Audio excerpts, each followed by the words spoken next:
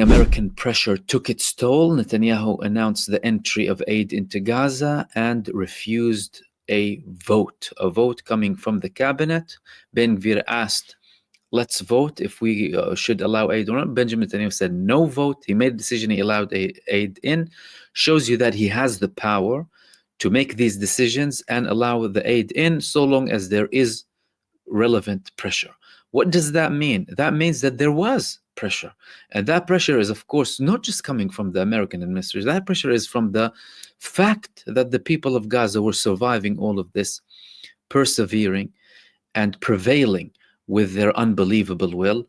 Then the international pressure, the people primarily, the public pressure, the people protesting, the people online, the media, everything, all of these fronts, they're so important, and people should not underestimate them because they force the decision makers to change course. Then, of course, we need to talk about the pressure that came from the American administration and Donald Trump. Donald Trump several days back said, we're going to be hearing good news about Gaza soon. Now, of course, the United States administration facilitates, supports, and sponsors the campaign of the genocide in the Gaza Strip. However, there have been changes in views between the American administration and Israel. Donald Trump started to change his tone in recent months. Benjamin Netanyahu didn't want to play ball. He wanted to show that I can withstand all of this pressure coming from the United States. As a matter of fact, today he had a statement saying that Israel continues, and if Israel has to operate on its own, Israel will operate on its own. He said that, people are saying we are the country that gets slapped the most in the region, and that's not true. No, we're slapping others and what have you, clearly being concerned about the fact that Israel indeed got and still gets attacked by multiple sides, countries, or groups and movements. And we're going to get to the developments from Ansarullah in Yemen alongside the recent declaration that they made. So Donald Trump and his pressure, they clearly had something to do with this. And Benjamin Netanyahu indeed made this declaration hours before the deadline. What was the deadline? The deadline was 12 o'clock midnight, Sunday midnight. We need to reach a decision in relation to at least the aid going into the Gaza Strip. But there were also intense talks in Doha. The delegation of the Palestinian side and the Israeli side were still there. They were still talking in hope, working to reach a ceasefire. And there are very, very important developments in relation to those talks. Now, one of these developments is the fact that Benjamin Netanyahu is no longer now closing the door on the option to have an end to the war. Benjamin Netanyahu previously used to say, no, we're not going to end the war. We are going to continue all the way. It isn't going to happen. But now Benjamin Netanyahu is saying that, no, actually, we might end the war. And the talks are around the Witkoff proposal and also about ending the war. Why is Benjamin Netanyahu saying that? Is this another U-turn coming from Benjamin Netanyahu? Well, clearly, the fact that he's allowing the aid in and the fact that Netanyahu is now saying that no, the negotiations are in relation to an end of the war, that's showing you that the pressure is working on that front too. Now, there were multiple comments coming from Israel about this across multiple media outlets. This was one of them. Netanyahu's office announcement continues to make waves among reserve soldiers.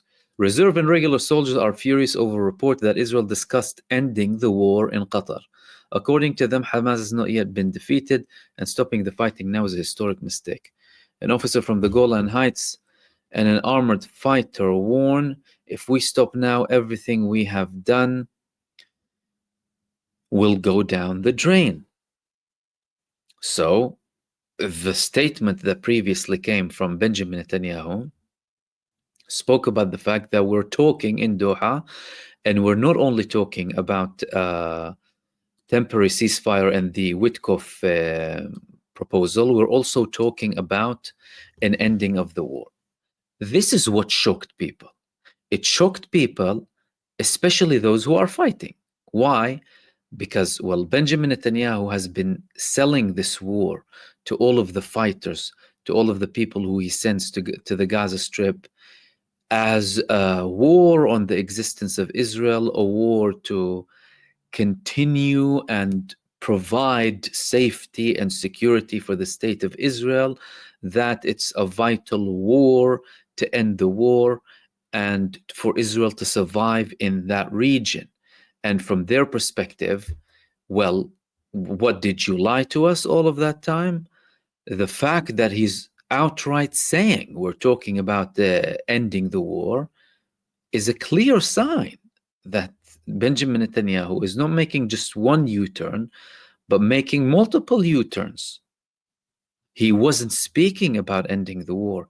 Yesterday and the day before yesterday, all of the reports that came from Israel said that ending the war is not on the table. It's not something negotiable. We're not going to be talking about it. And there is no ending of the war up until Gaza is completely disarmed and we finish all of this campaign. It isn't going to happen. How comes now this U-turn again? Benjamin Netanyahu is saying that we need we're actually talking about ending the war, and not just the Witkoff proposal. The Witkoff proposal was a temporary proposal speaking about a 2-month pause between the Palestinians and the Israelis, then moving on to more intense talks to end the war completely. Now, Benjamin Netanyahu is saying, no, we're talking about ending the war. How is that resonating?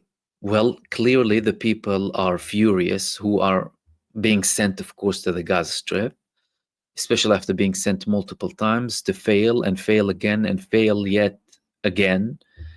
Many of them being taken down by the Palestinian resistance in recent weeks, intensive attacks coming from the Palestinian resistance. And now Netanyahu is telling them, no, we're actually talking about ending the war. In the meantime, there were also other leaks. The leaks were talking about agreements to reach a deal in relation to Gaza that would only take place for 2 months. The Palestinian side immediately denied all of these reports. They said, we were talking about fake news. Sami Abu Zuhri, who was a senior figure in the Hamas movement, said that this is fake news. We haven't spoken about actually just having a temporary ceasefire again. 2 days ago, members of the Palestinian delegation said that talks about a temporary ceasefire are long gone. Now we're only talking about ending the war completely. How are these coming in relation to the actual talks, and what are the actual talks concerning exactly? Well, again, not much is being published. Some bits are being leaked. Yesterday, I was talking to you about the fact that it's going to be hard to extract a lot about this deal, because the more information gets leaked, the more the actual deal is going to be difficult to reach, because Benjamin Netanyahu doesn't want scrutiny. You saw this move. He agreed to allow aid into the Gaza Strip after a small cabinet meeting without putting the vote out. Therefore, he knows that if his cabinet members voted on it, that it will be rejected. Therefore, he did not allow a vote. So if more information is going to be released, he's going to be in more trouble. The only thing that he's doing is just sending hints. Like now this, of course, decision, blatant decision, tangible, implemented immediately with the current mechanism. Then the small kind of leak that, yeah, we're also talking about ending the war. As if it's normal for him to do such a huge U-turn from yesterday. This is how he operates. Whether it's the pressure, the lack of options for him to actually win, because it's impossible for Israel to win in Gaza. Then people, ladies and gentlemen, please, all of what Israel's doing is to cover up the huge failure. Let's be real here. The suffering of the people and imposing all of this punishment on the innocent people and the genocide and all of that to cover up a huge failure, to cover up the biggest failure in its history. The fact that it's still getting repeated blows with the same intensity and fierceness as day one from the Palestinian resistance. But there are some reports coming out, some leaks going out, and they're talking about the release of the Israeli prisoners of war in exchange for Palestinian prisoners. Now, the Palestinian prisoners, this is where the numbers get really kind of not very accurate, but some reports are saying this. For example, Mako said Israel offered Hamas the release of more than 100 live prisoners in exchange for half of the hostages alive. And why I'm saying all of this is because other statements coming from Israeli officials said that, no, we actually didn't say that they must release half of the live hostages. Clearly, because the Palestinian resistance isn't intending to release only half of the live Israeli prisoners of war if we have a phase deal, as in a deal where you wouldn't have an immediate declaration that the war has ended, that aid will be going in, and that's it, and American reassurances and what have you. So this report here said, also part of the proposal, more than 1,000 prisoners who were arrested after the 7th of October will be released in exchange for half of the dead hostages or prisoners of war. That's apart from the 100 life sentences. So we're talking about heavy sentence Palestinian prisoners, some of them who were big figures in the Palestinian resistance. Also, according to the outline discussed in Doha, discussions will be held on ending the war without an Israeli commitment, but with international guarantees. How, you might ask, are these international guarantees going to come? I'll tell you more leaked reports of some of the Hamas demands, that the declaration will come from the Americans, from the American administration, and that Steve Witkoff will shake the hands of Khalil al-Hayya, who is one of the most leading figures in Hamas, to show that, well, we are in charge now, and we forced Israel to have this agreement, and we will guarantee the implementation of that agreement. And then you can go into all of the talk about, Donald Trump saying it's a free zone, it's going to be a free zone, and we're going to control it, and all of that. Lots of ambiguous stuff, of course. At the same time, according to this report, senior Hamas claimed this evening to CNN the organization agreed to the release of 79 Israeli hostages, or POWs, in exchange for a 60-day ceasefire and the release of 300 Palestinian prisoners. This report is fake. The report that they decided to release in exchange for only temporary ceasefire, later on the Palestinian side said that it's a fake report. We did not agree to another temporary ceasefire. We're talking about ending the war, and that is it.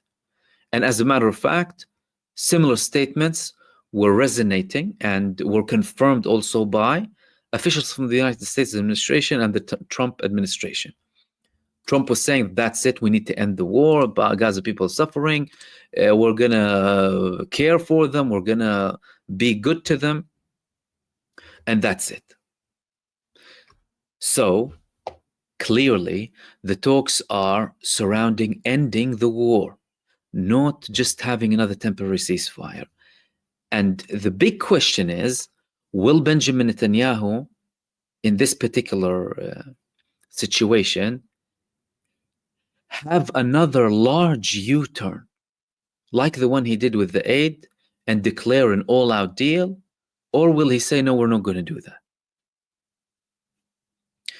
Clearly, the man is capable of doing an outright U-turn without any regard to his cabinet and their refusal and their demand to go and vote for it.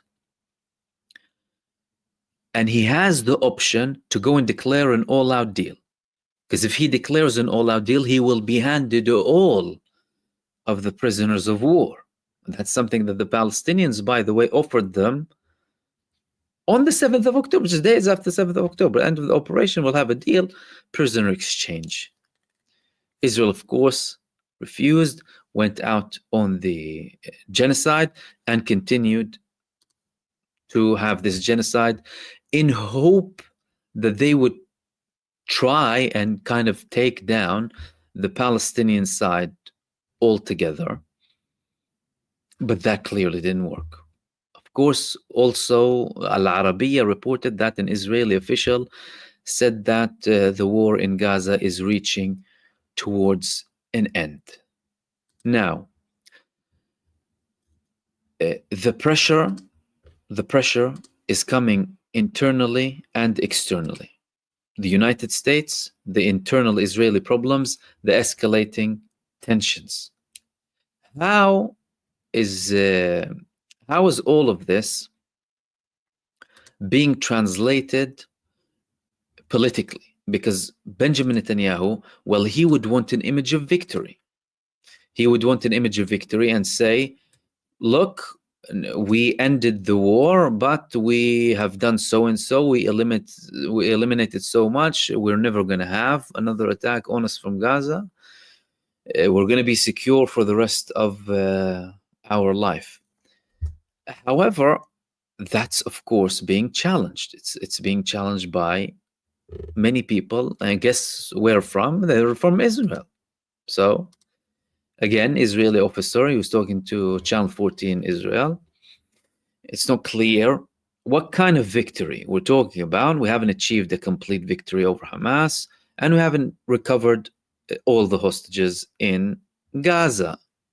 That is coming after very, very many statements by previous IDF major generals, previous heads of security intelligence and security establishment in Israel, talking about the fact that it's impossible to achieve what is called absolute victory over the Palestinians. For one very simple reason, that Israel attempted to do that before, yet Israel failed time after time. Israel said in 2008 they wanted to eliminate the Palestinian resistance. They did not. Israel claimed in 2012 that they wanted to eliminate the Palestinian resistance. They did not. Likewise in 2014. As a matter of fact, in 2008, they started to gradually change the objectives of the war to say, that we want to reduce the threat that's coming on us from Gaza, and we want to kind of prevent them from having the ability to attack us or to launch missiles on the state of Israel. Will they achieve that? Have they achieved that 18 months into a genocide, a full-blown genocide against the Palestinian people? Of course not. And actually, we had another confirmation today from Israel that, 2 rockets were fired from Gaza. Sirens in Kisufim, the area near Kisufim, that was coming from the Israeli Broadcasting Authority. Israel said that intercepted one of them, and one of them fell in an open area. The Israeli Home Front Command said that the air siren sounded in Kisufim due to rocket fire from the Gaza Strip. What did that show you? Well, that shows you that, ladies and gentlemen, the operation failed. How many times do we have to say it? And again, the people will tell you, oh, look, isn't Gaza destroyed? Isn't this destroyed? Look at how many people. Yeah, of course. Again, to cover up the failure, to cover up the fact that there there's still fierce, and there will remain fierce resistance against the state of Israel, because the problem is not the resistance, the problem is the apartheid supremacy of Zionism, controlling Palestine through mass-scale terror, sponsored, supported, nurtured, and legitimized by neo-colonial states to this day. To this day. And unfortunately, even the talk about the solution and the day after, they are not really talking about the substantial and the most important and crucial points. And the biggest point here is, how can there be a state founded on supremacy, violence, mass expulsion, ethnic cleansing, and genocide in the 21st century? How can a country not have equal human rights? How can a country conduct this now? This is not just an Israeli action here. This is the action of the forces behind Israel. Those who established Israel still nurture and support Israel. And closer to Palestine, those who don't take the action that is required to stop all of this ongoing suffering against the Palestinian people. Now, moving on to the front that has proven to be a front that is unbreakable, that tied its fate with the fate of Palestine, the Yemeni front. Yemen, after they started to conduct attacks on the state of Israel, whether it's through an embargo in the Red Sea or attacking military bases or attacking the Israeli air forces, up until we reach today, where they are declaring not only an embargo in the Red Sea, but also an aerial embargo on the state of Israel. They have proven from day one that they act based on principle, faith, and also their humanitarian obligations towards the people facing genocide, when other countries were only condemning and calling for and asking. No, Yemen and Ansarullah, they were taking action. They were taking action according to international law to prevent a genocide as confirmed by the ICJ against a war criminal who is wanted for the ICC, Benjamin Netanyahu. They previously continued to support the Palestinians up until a minute before the ceasefire took effect. In January, they were striking Israel up until the last second.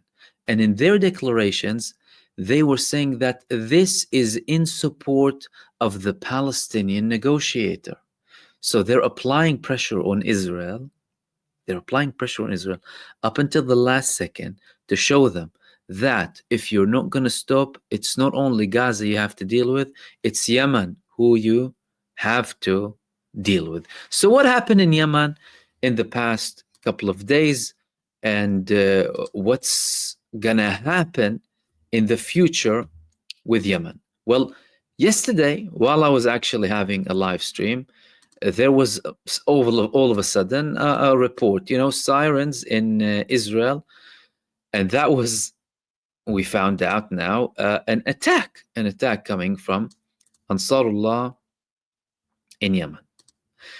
At 2 a.m. approximately, there were Houthi shellings on Israel, even after the third wave of attacks in 2 weeks in Yemen. Clearly not fazed these people. IDF spokesperson warned that a launch from Yemen had been detected, and minutes later alarms were activated throughout the center, from the lowlands to Netanyahus, basically the majority of the central part of Israel. Several explosions were heard. The army updated that the missiles were intercepted. They were 2 missiles coming from Ansarullah in Yemen just past midnight against the genocide state. And not only that, they had another declaration earlier on today that we are going to have actually another operation, ladies and gentlemen, in the next few hours. Expect us.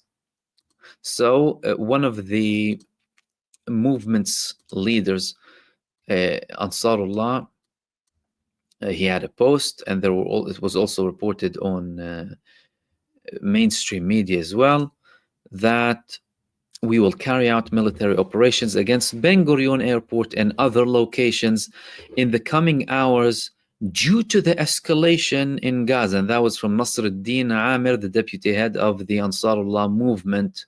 We will target Ben Gurion and other Israeli airports in the coming hours due to the recent escalation in the Gaza Strip. So, whereas, everyone sees, okay, there's talks, there's development, look, something is happening, look, aid is going in.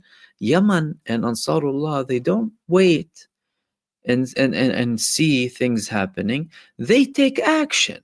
They put their weight in. They put their weight to a level where they split the United States from Israel, at least in relation to the Red Sea. There's no longer a genocide coalition. They broke that coalition. That also shows you that there is, absolutely is, a split, some sort of a split between the United States and Israel, at least in relation to the Red Sea. The United States unilaterally went and spoke with Yemen, and they reached a deal with them, and that deal excluded Israel. How? Well, we're still seeing that. Ansarullah are still imposing an embargo in the Red Sea and are imposing an aerial embargo against Israel without any American action against them. As a matter of fact, the American side is saying that we will only take action against Yemen if Americans are targeted, showing that we are no longer interested in anything that happens between Yemen and Israel.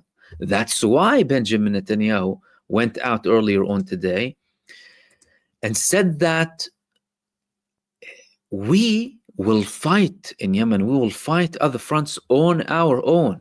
If the Americans want to join, great, but if not, we will target them on our own. That proves that there is a level of disagreement between both of them.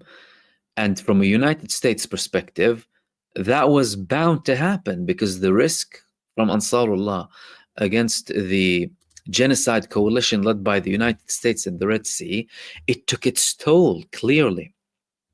It took its toll on all of the American aircraft carriers.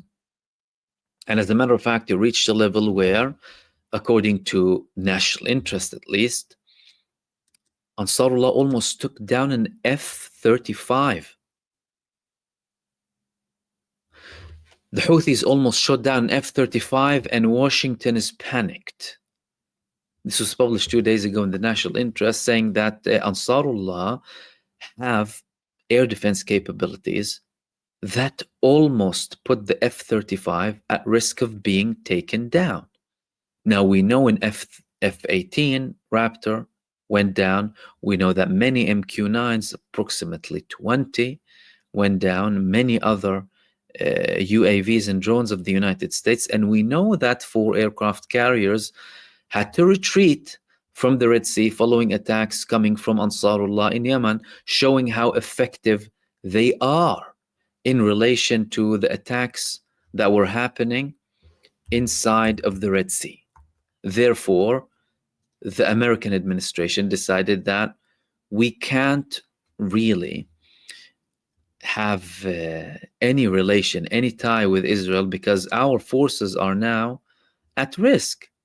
Firstly, we took serious blows, despite the fact that Trump said also we landed severe blows on Yemen, and they bravely went through, brave, he was saying, and that he, trusts their word too. Whereas they didn't trust his word, by the way. Yemen was always saying, if they'll go back, we'll go back immediately. And this man does U-turns, and we're not necessarily trusting him. This proves, ladies and gentlemen, that that disagreement is there, that the Trump effect clearly had something to do with it. The reports that we've been hearing in the past 2 weeks about the American pressure indeed were there. The trip that Donald Trump had, skipping Israel and Benjamin Netanyahu, took its toll. We don't know much of what happened in the background, but it's clear that there was a pressure. Benjamin Netanyahu so far decided to submit to the pressure, at least in relation to allowing the aid in, and not through the newly founded Gaza Humanitarian Foundation, meaning a very big U-turn. Aid is going into the Gaza Strip with the previous mechanisms, with the previous aid groups that were operating inside of the Gaza Strip. Now, the big question is, will there be a breakthrough in relation to the ceasefire? This is the million-dollar question. Now, it's past midnight, Palestine time, Qatar time too. The move that did happen up until that ultimatum is, well, the aid going into Gaza, but a ceasefire hasn't been, an agreement hasn't been made public yet. So is there going to be something? Based on the moves that are coming from Benjamin Netanyahu, there's a very high likelihood. There's a very high likelihood that following this declaration, there will be another declaration. Why? Well, number one, Netanyahu just showed everyone, I did a U-turn. He refused to allow Ben Gvir and others in the cabinet to vote against allowing the aid in the current mechanism, therefore allowing the Palestinian resistance to get aid in and steal the aid, as they claim, right? Then the other statement from Benjamin Netanyahu saying that the discussions in Qatar, in Doha, are also revolving around ending the war. I mean, this should be a bombshell headline everywhere. We are talking about ending the war. The man has said that they're not negotiating an end to the war for all of this time. For the past 18 months, he was saying, no ending the war, no ending the war, no ending the war. Now, all of a sudden, he's like saying, as a humble statement, that we're also talking about Witkoff and we're also talking about, ending the war, confirming, what we spoke about yesterday about these talks being unconditional talks that are indirect between the Palestinian negotiators and Israel, led by the Qatari mediators. The Qatari mediators were back and forth between each room, between the Palestinian side and the Israeli side. Because by the way, for those of you who don't know, Israel previously proposed to sit with Hamas directly for talks. But Hamas refused, saying we're not going to sit with them directly.